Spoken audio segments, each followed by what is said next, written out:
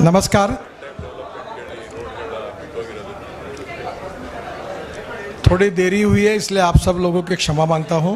जो मीडिया वाले हैं वो आगे बैठ जाए और बाकी लोग पीछे बैठे, और जो लोग मुझे बाद में कुछ डेलीगेशन मिलना चाहते हैं जाते समय मैं सबसे मिलूंगा।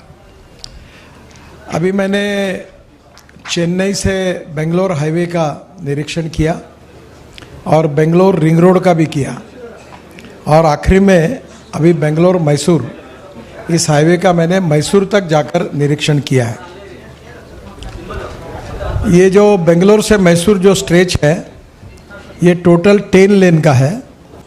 उसमें 4 लेन एक तरफ 2 लेन और एक तरफ 2 लेन जो है वो रोड पर जो गांव लगेंगे उनके लिए रखे हुए हैं। Out of 6 lane access control main carriageway जो है is only for direct highway traffic, और ये 2 लेन जो है ये बीच में लोगों को जहाँ जहाँ जाना है उसके लिए बना है। The project is of 117 kilometres divided into 2 packages. One is Bangalore to Nidighatta and Nidighatta to Mysore. The total cost of the project is 9,000 crore, और इसका जो डिज़ाइन किया है इसमें 53 किलोमीटर हमने नए रोड बनाए जो बाईपास है, जिसके कारण शहर को छोड़ दिया है। तो स्वाभाविक रूप से जो गांव के अंदर हेवी ट्रैफिक जाता था वो नहीं जाएगा, जिसके कारण ट्रैफिक जाम और एक्सीडेंट के प्रॉब्लम उसमें से सॉल्व होंगे। ये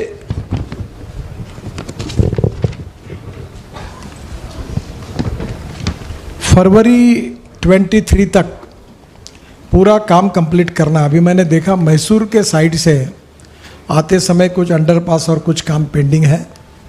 कॉन्ट्रैक्टर को बताया कि हम लोग फरवरी एंड में प्रधानमंत्री जी को भी रिक्वेस्ट करेंगे या उनके आदेश से फिर राष्ट्रपति या प्रधानमंत्री को बुलाएंगे और इसका इनॉग्रेट करेंगे।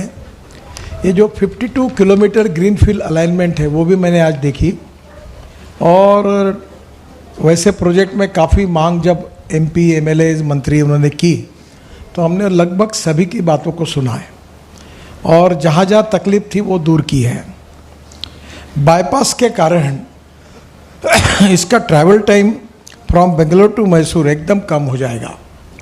मेरे अंदाज से ये कम से कम 1 घंटा 20 मिनट 10 मिनट 15 मिनट के अंदर ये होगा डायरेक्ट ट्रैफिक के लिए।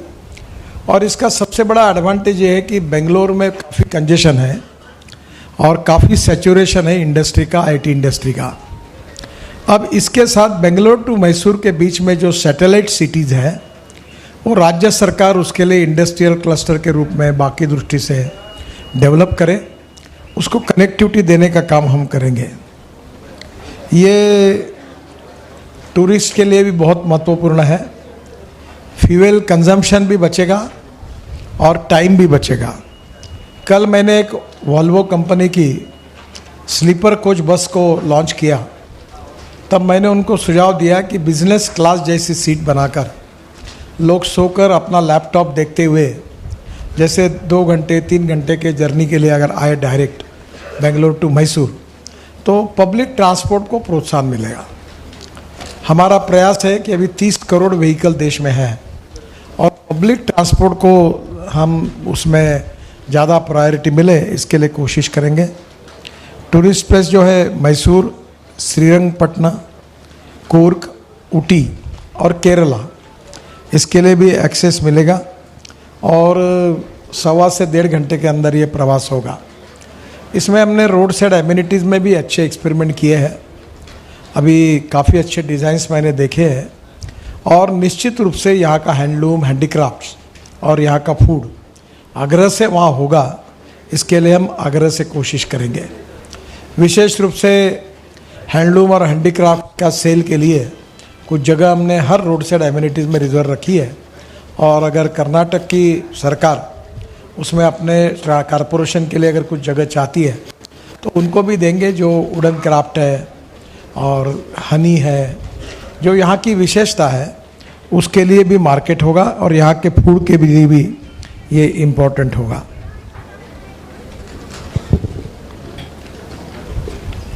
रामनगरम और मंड्या डिस्ट्रिक्ट के लिए इसकी कनेक्टिविटी भी हमने अच्छी सुधारी है और बेंगलोर की जो कंजेशन है उसमें इंडस्ट्रियल एक्टिविटी है वो अब धीरे धीरे मैसूर के तरफ शिफ्ट हो सकती है। आज मेरी मुख्यमंत्री जी के साथ मीटिंग है तो निश्चित रूप से इस पर मैं उनसे चर्चा करूंगा। ये इसके कारण इन्वेस्टमेंट बढ़ेगी। बेंगलोर में जो प्रॉब्लम है ट्रैफिक जाम, लैंड की अवेलेबिलिटी, अब यहाँ सस्ती लैंड मिलेगी तो प्लान डेवलपमेंट बेंगलोर और मैसूर के बीच में अच्छी टाउनशिप डेवलप होगी, नई इंडस्ट्री, आईटी इंडस्ट्री आएगी और रोजगार भी निर्माण होंगे। आईटी इंडस्ट्री बड़े प्रमाण पर यहाँ आ सकती है, राज्य सरकार इसमें सहयोग करेंगे, हम इसमें पूरा उनको सहयोग करेंगे। एजुकेशन इंस्टीट्यूशन भी आ सकती है और निश्चित रूप से ये एक कर्नाटक के लिए ये हाईवे एक ग्रोथ इंजन होगा। आज मैंने बेंगलोर की सैटेलाइट टाउन रिंग रोड का भी कुछ पार्ट देखा। ये टोटल जो है ये भारतमाला परियोजना में बेंगलोर को डिकंजेस्ट करने के लिए हम बना रहे हैं। ये टोटल 288 किलोमीटर की लेंथ है, 243 kilometre in Karnataka and 45 kilometre इन तमिलनाडु। इसकी कॉस्ट करीब 17,000 करोड़ तक जाएगी और out of 288 kilometre 136 kilometre already हमने अवार्ड कर दिया है जिसकी कॉस्ट 6,000 करोड़ रुपए तक जाएगी और 53 किलोमीटर हमने ऑलरेडी कंप्लीट किए हैं।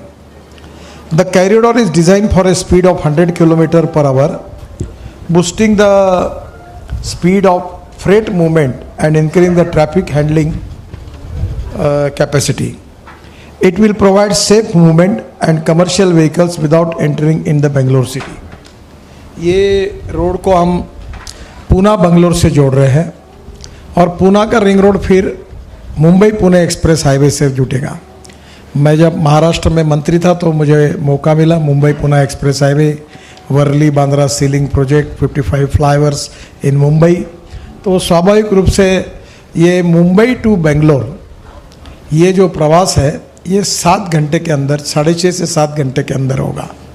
और पूना जो है, पूना से बेंगलोर ये 4.5 से 5 घंटे में होगा। तो पूना से फिर हम औरंगाबाद के लिए नया रोड बना रहे हैं और नागपुर से मुंबई समृद्धि महामार्ग बन रहा है। तो औरंगाबाद से जालना हम लोग नया रोड पुणे से औरंगाबाद बना रहे, 2 घंटे में औरंगाबाद होगा। तो धीरे धीरे आपको शिरडी भी जाना होगा तो 6.5-7 घंटे में बेंगलोर से शिरडी तक भी जा सकेंगे। तो आने वाले समय में इससे लॉजिस्टिक कॉस्ट भी कम होगी। बेंगलोर का जो रिंग रोड है उसमें हम एक बड़ा लॉजिस्टिक पार्क 1800 करोड़ रुपए के इन्वेस्टमेंट से बना रहे हैं और जिसके कारण आज मैंने देखा हेलीकॉप्टर से कि कंटेनर डिपो भी शहर के अंदर है। तो हमारे यहाँ कोशिश करेंगे कि रेलवे लाइन जहाँ क्रॉस होती है वहाँ अगर कंटेनर और लॉजिस्टिक पार्क एक जगह लाया जाएगा तो आज मैं उसकी भी बात करूँगा।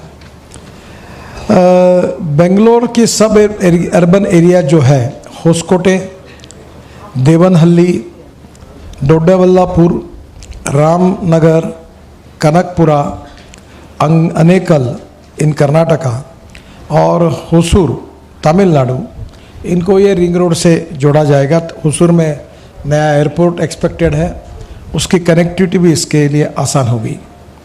It provide connectivity to propose multi modal logistic park at Dabaspet and propose Pune Bangalore greenfield express highway को भी इसकी कनेक्टिविटी मिलेगी। The bypass will also improve the port connectivity to Chennai port and Krishnapatnam port in Andhra Pradesh. यह आईटी इंडस्ट्री को भी मदद करेगा और निश्चित रूप से इसके जो पैकेजेस हैं उसमें हमने काफ़ी काम कर लिया है। इसके बाजू में जो गवर्नमेंट लैंड होगी उसमें राज्य सरकार भी कुछ डेवलपमेंट करे और logistic park, container depot, multi modal hub अगर बनाने के बारे में उन्होंने जगह अवेलेबल कर दी तो हम इन्वेस्टमेंट करने के लिए तैयार हैं। ये 17,000 करोड़ का टोटल हमारा रिंग रोड है। इसमें 35 किलोमीटर स्ट्रेच तमिलनाडु में है और इसकी टोटल कीमत जो है 17,000 करोड़ है और ये 6 पैकेज में बेंगलोर में है।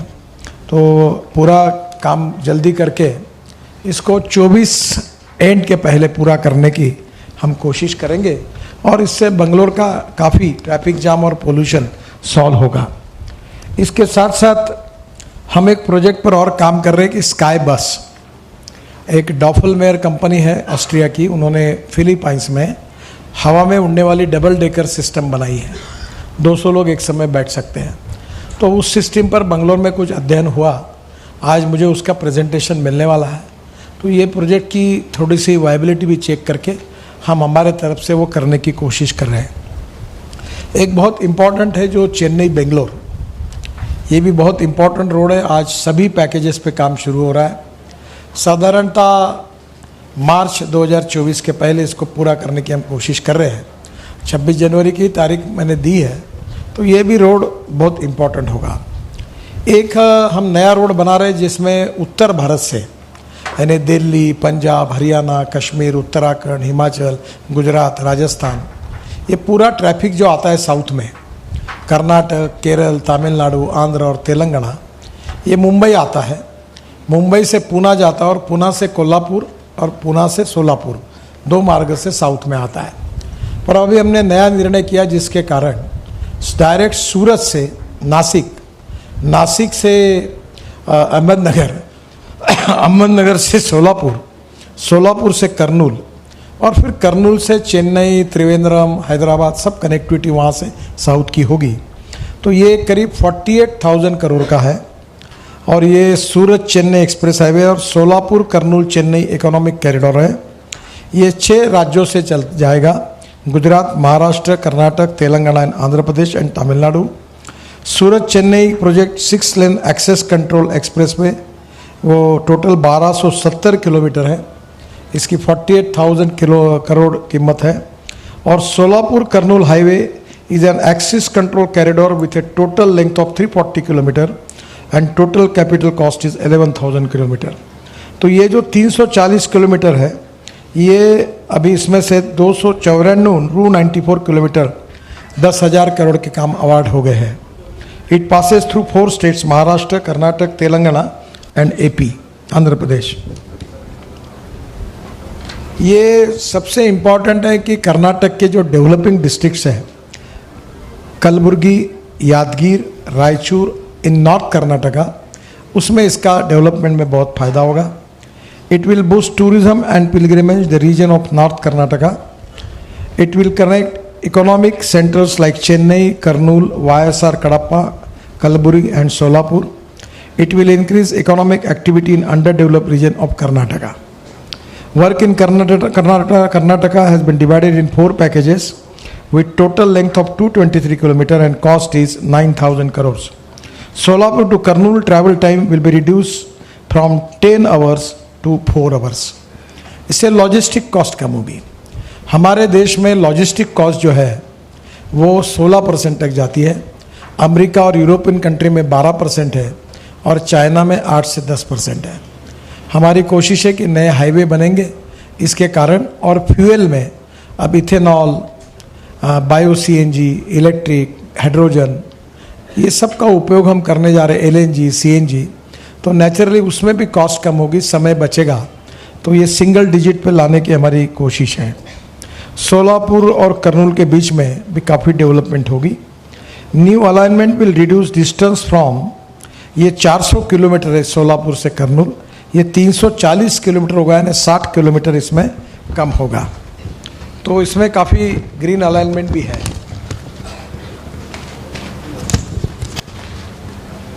ये काफ़ी काम शुरू हो गया है, उसके डिटेल्स मैं अपने इसमें डिटेल में वेबसाइट पे डाल दूंगा।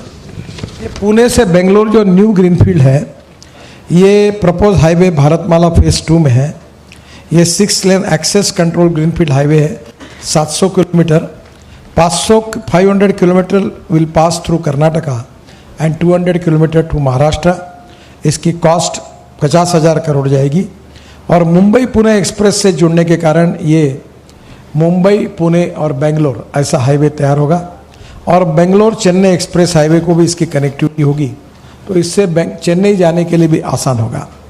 It will increase economic and industrial activity in developing districts of north Karnataka, Bijapur, Bagalkot, कोपाल and Gandak. तो ये बहुत ही इम्पोर्टेंट है। अभी इसके अलावा और एक इम्पोर्टेंट हाईवे है, वो मैं पहली बार बता रहा हूँ, वो है बेंगलोर कड़ाप्पा विजयवाड़ा। ये भी बहुत इम्पोर्टेंट है। The 342 kilometre long Bangalore Kadapa Vijayawada greenfield access control corridor connecting the two major cities of Karnataka and Andhra is being developed at a total capital cost of 14,000 crore. It will reduce the distance between the two cities by about 75 kilometre distance कम करेगा और travel time जो है वो भी 5-6 घंटे से वो 3 घंटे तक आएगा। The corridor enhances connectivity to existing and upcoming economic and industrial nodes such as Guntur, Kadapa and Koparthi. Bids for 275 kilometers of the corridor have been invited and the contracts for entire corridor are targeted to be awarded end of 23. The corridor will be open in public by 25-26. This is also one of the important corridor. हम logistic park भी बना रहे हैं और अभी public transport को priority दे रहे हैं। मैंने कल ट्रांसपोर्टर को भी रिक्वेस्ट की है कि Bangalore to Mysore air condition business class जैसी सीट बनाकर ये 1.25 घंटे का 1 घंटे का जो 1.25 घंटे का सफ़र होगा ये कंफर्टेबल होगा, तो बड़े प्रमाण पर लोग अपनी गाड़ियों के बजाय इसका यूज़ करेंगे, जिससे पब्लिक ट्रांसपोर्ट बढ़ेगा। हमने यहाँ 55-52 किलोमीटर रिंग रोड भी बना है। इस साल अनअवॉइडेबल बहुत पानी आया है और जिसके कारण यहाँ काफ़र वाटर लॉगिंग हुआ इस रोड पर। हमने इसका अध्ययन किया है, टेक्निकली भी कर रहे हैं, उसमें जहाँ जहाँ सुधार होगा वो सुधार भी करेंगे। रोड सेफ्टी ऑडिट भी करेंगे। यहाँ कोई एक्सीडेंट नहीं होने चाहिए।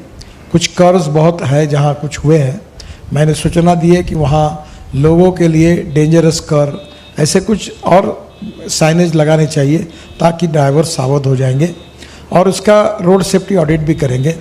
पानी का जो लॉगिंग हुआ है उसके ऊपर भी हमारी सिस्टम को भी हम चेक करेंगे और पानी कहीं रुकना नहीं चाहिए, इसके लिए पूरी कोशिश करेंगे। पर इस साल जो पानी आया था अनअवॉइडेबल, पिछले 10 साल के एवरेज थे वो सब तोड़कर काफ़ी पानी आया था और इसकी समस्या आप लोगों को काफ़ी तकलीफ हुई, मुझे भी सभी लोग प्रतिनिधियों ने कहा है। अब उसके कारण जो नुकसान हुआ वो विषय हमारे पास तो नहीं आता है, वो स्टेट गवर्नमेंट उसके ऊपर गौर करेगी, पर बाकी सिस्टम में जो प्रॉब्लम है वो सुधारेंगे। मैं आपको थोड़ा देरी हुई इसलिए क्षमा मांगता हूँ और पत्रकार जो है इसके संबंध में कोई सवाल पूछना चाहते तो मैं उसके जवाब दूंगा। Thank you very much. नमस्कार।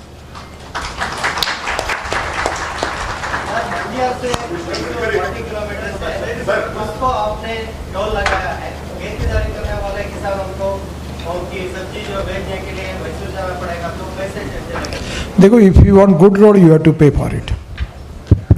आपको अच्छे रोड चाहिए तो आपको टोल देना पड़ेगा, उसमें बचत होती है। जैसे मैसूर से बेंगलोर पहले जाने के लिए कितना समय लगता था, गाड़ी कितनी चलती थी, गियर कितने बार पलटते थे, फ्यूल कितना खर्चा होता था, तो टाइम और फ्यूल का जो सेविंग है उसमें आपको देना पड़ेगा। हम इतने बड़े बड़े रोड्स बना रहे करोड़ों के, कर्नाटक में 3.5 लाख करोड़ के काम कर रहे हैं, तो बजट से तो हम काफ़ी लैंड एक्विजिशन करते हैं, पर ये सब पब्लिक पूरे वर्ल्ड में जब एक्सप्रेस हाईवे अमेरिका में भी होंगे तो भी टोल देना पड़ता है। देना पड़ेगा टोल सर, वहाँ सबको देना पड़ेगा, पत्रकारों को भी देना पड़ेगा, कोई सहूलत नहीं मिलेगी। मुझे बहुत बार पूछते हैं कि ये इसको सहूलत मिलेगी, तो किसी को सहूलत नहीं मिलेगी।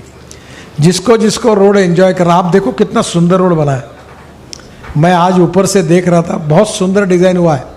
और जब आप बेंगलोर से मैसूर जाओगे तो पक्का मुझे याद करोगे, इतना सुंदर रोड है। और जो बीच में जाने वाला ट्रैफिक है उसको लिए दोनों बाजू में 2 लेन बनाई है और हमने 52 किलोमीटर बाईपास बनाया, नए रोड बनाया और इसके ऊपर अभी लैंडस्केपिंग, अच्छे फ्लावर्स, उसके बढ़िया ट्रीज लगेंगी, तो हम उसको और रोड सेफ्टी की दृष्टि से भी, दोनों दृष्टि से ठीक से और उसको ठीक करेंगे। मिस्टर गडकरी साहब, see, you announced more than 15 to 20 projects now while addressing the press conference. My question is, though you have expedited the projects across the country, how far you are successful to cut down the escalation of the projects in the country? Because it is hard-earned money of the taxpayer, and the previous governments also, the projects escalated and it was burden to the government. And second thing, from Bangalore to Kanakpura and from Mysore to Coimbatore. See, Coimbatore is another industrial area. Why is that? That road has been literally stopped. There is no work going on from Mysore to Coimbatore and also from Bangalore to Kanakpura. वो हमने contractor को replace किया है। वो contractor सद्भाव करके थे, वो फेल हो गए, उनको टर्मिनेट किया है और नया रिप्लेसमेंट होगा, वो दोनों रोड का काम पूरा हो जाएगा। एस्केलेशन के बारे में ये पूरे पैकेज जो है ये 17% 18% बिलो गए हैं। दूसरी बात ऐसी है कि इस रोड के बाद जितने स्टेज पर बैठे ये लोग प्रतिनिधि और देवेगौड़ा साहब तक सब ने मुझे आकर इतने अंडरपास, ये एमपी बैठे हैं मैसूर के, इतने अंडरपास मांगे, मैंने लगभग सब दिए, तो कॉस्ट बड़ी है। मैं आपको एक बात बता दूं कि मैंने अभी 8 साल में 50 लाख करोड़ रुपए के काम किए मेरे मिनिस्ट्री में और एक भी कॉन्ट्रैक्टर को मुझे मिलने की जरूरत नहीं पड़ी। There is no corruption, no compromise with the quality.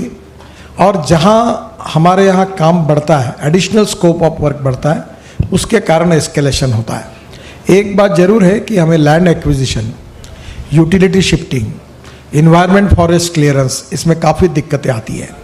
आज मैंने अथॉरिटी के भी लोगों को चेन्नई बेंगलोर पे कहा, रिक्वेस्ट की, एक साल स्टोन की परमिशन नहीं मिल रही।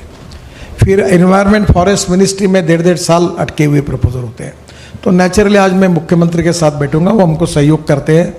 तो इसमें डिले होने के कारण फिर हमको स्वाभाविक रूप से कभी कभी एस्केलेशन देना पड़ता है, पर बाय एंड लार्ज हमारा एस्केलेशन कम है। मैं हर साल 5 लाख करोड़ के काम करता हूँ और एस्केलेशन लगभग नहीं के बराबर है।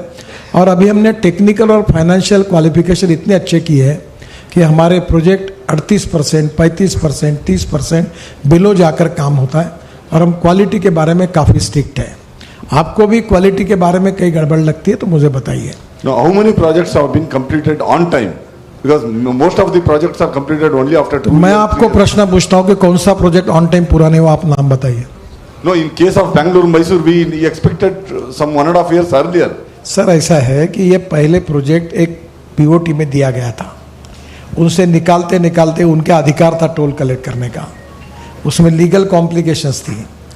येदुरप्पा जी जो थे तब से मैं, वो मिस्टर किनी करके थे, उनको यही है केनी आप ही है ना, तो फिर वो लीगल कॉम्प्लिकेशंस थे, उसके सबके सॉल्यूशन निकालने पड़े और निकलने के बाद फिर उसके साथ हमने अलाइनमेंट बदली, 52 किलोमीटर नई अलाइनमेंट की, उसमें फॉरेस्ट इन्वायरमेंट क्लियरेंस के प्रॉब्लम आए।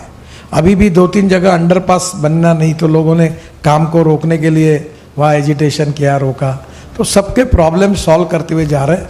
अब इसलिए ये कॉरिडोर ऐसा है कि ये बिजिएस्ट कॉरिडोर भी है और दूसरा दोनों बाजू में डेवलपमेंट हो गई है।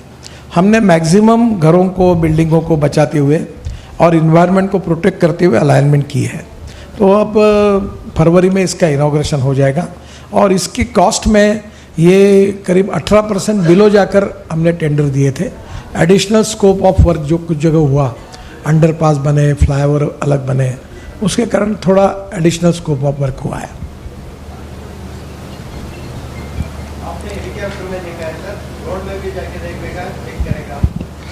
नहीं, अभी तो मैं बीच में दिल्ली चेन्नई में भी कुछ किलोमीटर बस में गया, यहाँ भी मैंने काफ़ी नज़दीक से हाइट कम रखे हुए एक एक को देखा और मैंने एक एक चीज़ पूछी, मुझे पूरा आइडिया आया। एक टेकड़ी बनी थी यहाँ बाजू में, तो ये ऊपर क्यों ऐसा बनाया, एक जगह केवल ऐसा ब्रिज बना हुआ है, तो बोला वो फॉरेस्ट के लिए बना है। तो लगभग कहाँ बाईपास बन रहा है, कहाँ रोड अलाइनमेंट में 2 और 2-4 लेन जाने के रखे हुए हैं। अब मेरे लिए इतना तो संभव नहीं है, मैं अब तो बहुत दिनों के बाद बेंगलोर आया हूँ, तो इसका ऐसे मुझे 28 एक्सप्रेस हाईवे बना रहा हूँ ग्रीन, तो मैं अभी तक वहाँ नहीं जा पाया। दिल्ली मुंबई का मैंने अभी पूरा इंस्पेक्शन नहीं किया।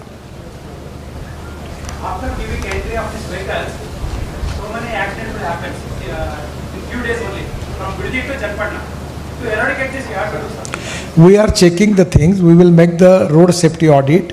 Anywhere there is a problem with road engineering, we will resolve that. And also, old Bangalore-Mysore road, there are so many pathos are there. You have to solve the problem because it's not a small pathos. It was reported me that the condition of the road is good, but we will verify and we will make it good.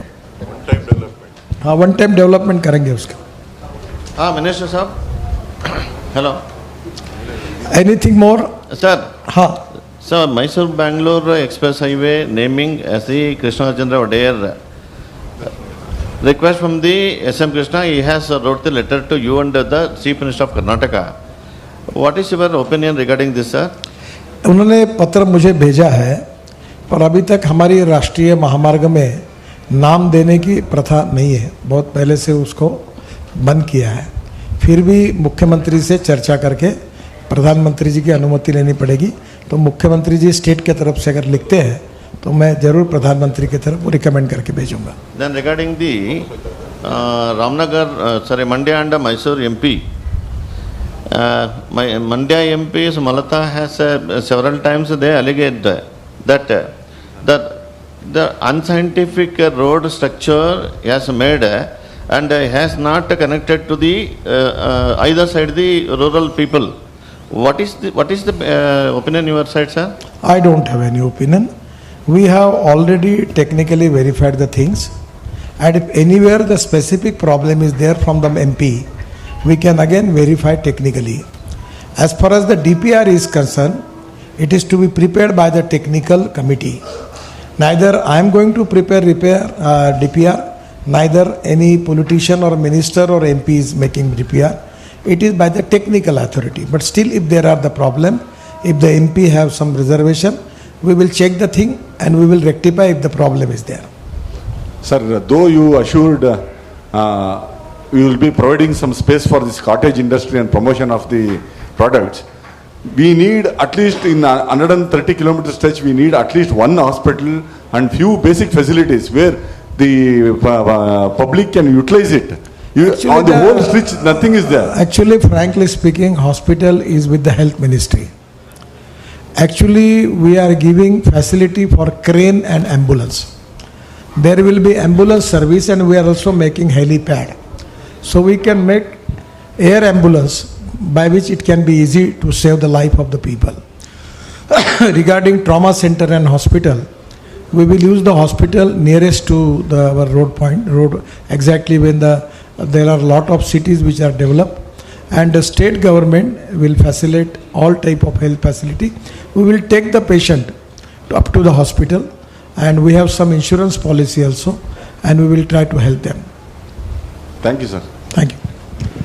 बहुत बहुत धन्यवाद। आप सबका बहुत बहुत आभारी हूँ। नमस्कार।